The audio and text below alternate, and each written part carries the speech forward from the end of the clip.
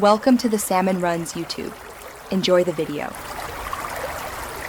You start by collecting the essentials: contracts, budgets, invoices, and funding schedules. Do that now. Once collected, map scope, baseline, currency, and key dates so numbers align. This prevents reconciliation errors later. Make sure to create a clear folder and file naming convention and enable simple version control. This first step speeds downstream work and reduces audit friction.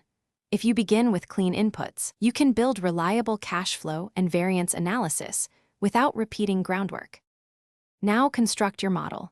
Set separate tabs for revenue, expenses, capex, and financing, and link each line to source documents so every number traces back. Use consistent formulas and named ranges to avoid broken links. This also lets you stress test scenarios quickly. Once linked, add a cash flow waterfall, debt amortization schedules, covenant tests, and primary KPIs. Make sure to document assumptions inline. This explains why a projection moves, so stakeholders trust the outputs when you show sensitivity runs. Finalize by reconciling totals to source ledgers, running sensitivity tests, and preparing variance analysis versus baseline. This demonstrates robustness.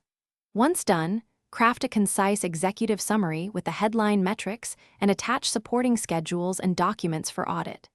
Make sure sign-off fields and version history are visible, then export PDFs and archive original sources. If you hit mismatches, check currency conversions and timing cutoffs first. Often a one-period timing difference or a missing FX rate causes the discrepancy. Thanks for watching. Consider subscribing if we helped you.